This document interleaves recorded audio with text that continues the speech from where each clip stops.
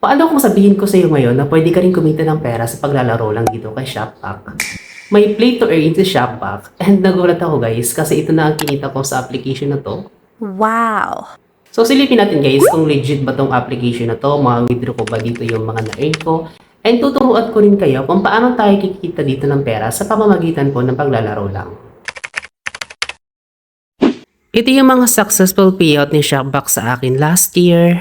So masasabi ko naman na okay itong application na to and nabayaran naman nila ako ng buo. And lahat nga dito ng mga games na nilaro ko ay nabayaran talaga ako.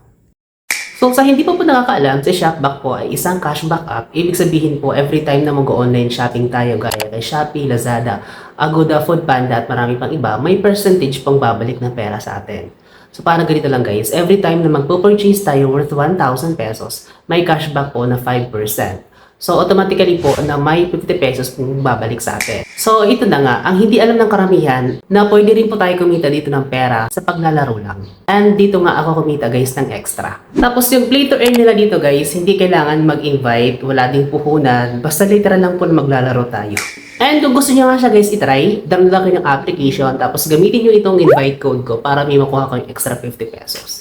Okay guys, ganito yung itsura ng Shopback app. So punta tayo dito sa play to earn. Ito po, makikita natin dito, play.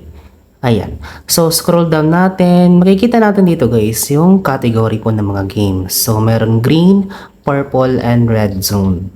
Okay. So, scroll down ulit natin. Ayan. Nandito po yung mga questions and answer po. So, mahalagang naiintindihan po natin yung mechanics po ng game para po hindi tayo magsayang o hindi tayo magsisi if ever po na hindi tayo nasatisfied. Okay.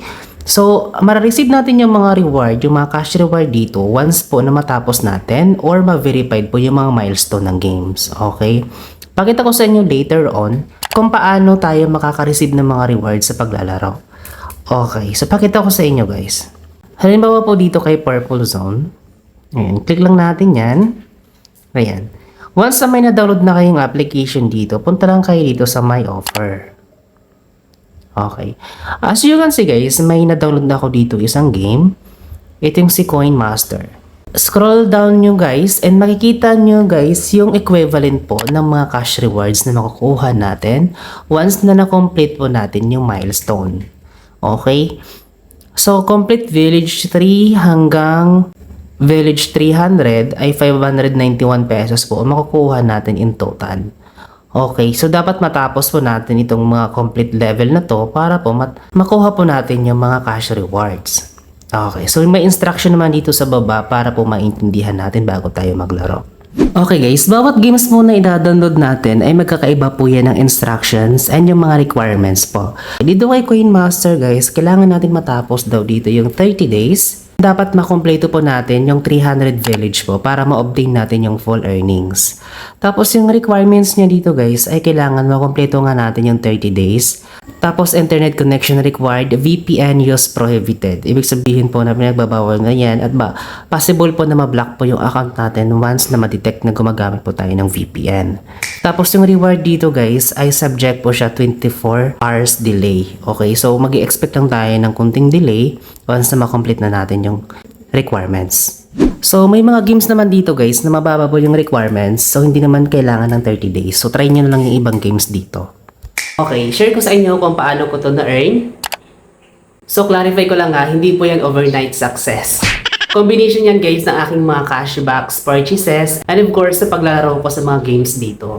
So I will be honest with you guys na mas malaki pa rin po yung mga cashback na na-earn ko dyan compare po sa na-earn ko sa paglalaro. Pero kung sisipagan naman natin, of course, mas malaki din naman yung kikitain natin. So yung honest opinion ko lang sa application na to guys ay legit po siya when it comes po sa mga cashback transactions. Maaasahan po itong application na to.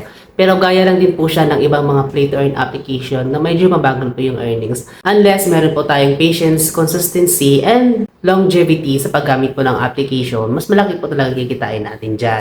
And that's it for this video guys. Maraming salamat sa panonood. See you in my next upload.